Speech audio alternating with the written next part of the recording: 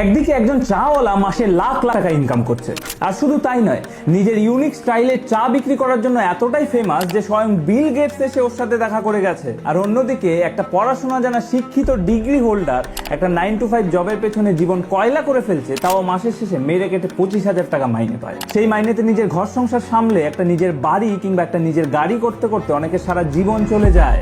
অন্যদিকে একজন চা বিক্রি করে এক একদিন এক একটা গাড়িতে চড়ে বেড়াচ্ছে। আর ছোটবেলায় আমাদের নাকি বলা হতো পড়াশোনা করে যে গাড়ি ঘোড়া চড়ে সে। ঘন্টা আমাদের এই গতানুগতিক পড়াশোনা যে কত বড় একটা স্ক্যাম সেটাই বলবো আজকের এই ভিডিওটা কিন্তু শেষ অবধি দেখো, হতে পারে তুমিও এই স্ক্যামের শিকার হয়েছো। ছোটবেলা থেকেই আমরা প্রত্যেকে এটা শুনেই বড় হয়েছি যে পড়াশোনা করলে আমরা জীবনে বড় হতে পারবো, কোনো ভালো চাকরি করতে পারবো এবং নিজের জীবনটাকে গোছাতে পারবো। এবং যারা পড়াশোনা করতো না, ওই যারা টোটো করে সারাদিন ঘুরে বেড়াতো কিংবা খেলাধুলো নিয়ে থাকতো, তাদেরকে বলা হতো যে তোদের জীবনে কিছু হবে না, তোদের কোনো ভবিষ্যৎ নেই। কিন্তু আজকের দিনে দাঁড়িয়ে সত্যি কথা বলতে এই ছবিটা পুরোপুরি উল্টে গেছে। বছরের পর বছর কষ্ট করে যেসব স্টুডেন্টরা পড়াশোনা করেছে তারা আজকে বেশিরভাগই বেকার, আর যারা কজন প্রাইভেট সেক্টরে জব করছে তারা নিজের কাজ নিয়ে খুশি নয়। বরং সেই সব ছেলে মেয়েরা যারা সারাদিন টোটো করে ঘুরে বেড়াতো কিংবা খেলাধুলো নিয়ে থাকতো, তারা জীবনে অনেক বিন্দাস আছে। তাদের মধ্যে অনেকে বিভিন্ন ফিল্ডে বিশাল বড় সফলতা অর্জন করে ফেলেছে। এইদিকে তুমি এতগুলো ডিগ্রি নিয়েও কিছু করতে পারছো না। আসলে এখানে আমাদের সাথে স্ক্যামটা কি হয়েছে জানো?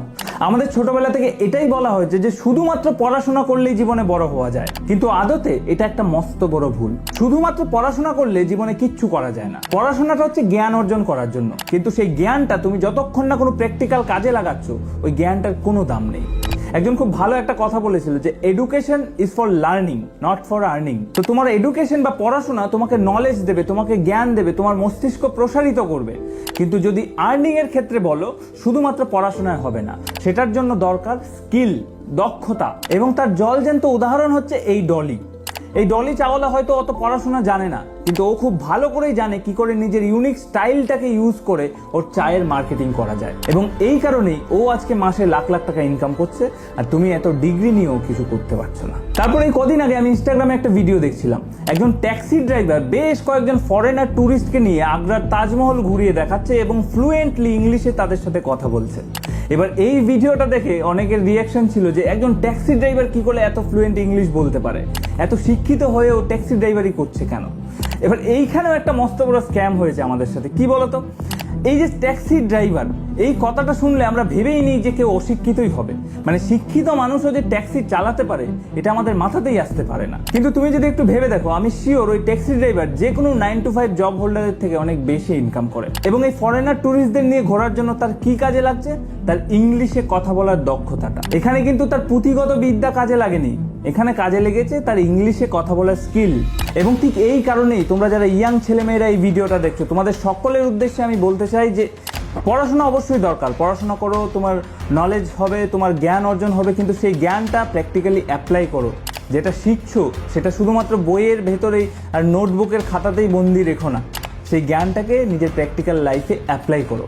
নিজেকে স্কিলফুল তৈরি করো, কোনো না কোনো বিষয়ে দক্ষ করে তোলো, কারণ ভবিষ্যতে গিয়ে কিন্তু ওই দক্ষতাটার জন্যই তুমি পয়সা পাবে। এই যেমন আমি একটু আগেও বললাম, education is for learning, not for earning. তো উপার্জনের জন্য কিন্তু তোমার দক্ষতাটাই কাজে লাগবে, তোমার ডিগ্রিটা নয়। হ্যাঁ, এটা সত্যি যে আমাদের এই সিস্টেমটা এমনভাবে তৈরি যে কিছু কিছু চাকরির জন্য কিছু স্পেসিফিক ডিগ্রি প্রয়োজন। কিন্তু একটা জিনিস জানো কি, এই এডুকেশন সিস্টেমটা কাদের তৈরি?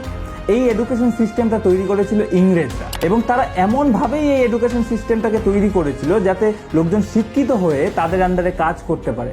ইংরেজরা যাতে সহজে তাদেরকে দায়িত্ব দিতে পারে, তাদের সাথে কমিউনিকেট করতে পারে, যাতে চাকর বানিয়ে রাখা যায়। এবং এটা আমার কাছে একটা আনফর্চুনেট ব্যাপার মনে হয় যে স্বাধীনতার এত বছর পরেও আমরা সেই এডুকেশন সিস্টেমটার উপরেই এখনো চালিয়ে যাচ্ছি। এটা আমার ব্যক্তিগত অপিনিয়ন। আমার খুব করে মনে হয় যে এই এডুকেশন সিস্টেমে একটা বিরাট বড় চেঞ্জের দরকার আছে।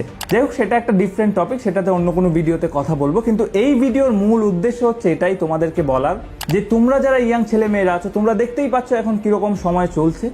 এই সময়ে দাঁড়িয়ে তুমি যদি স্কিলফুল না হও, ভবিষ্যতে কিন্তু মুখ থুবড়ে পড়তে হবে।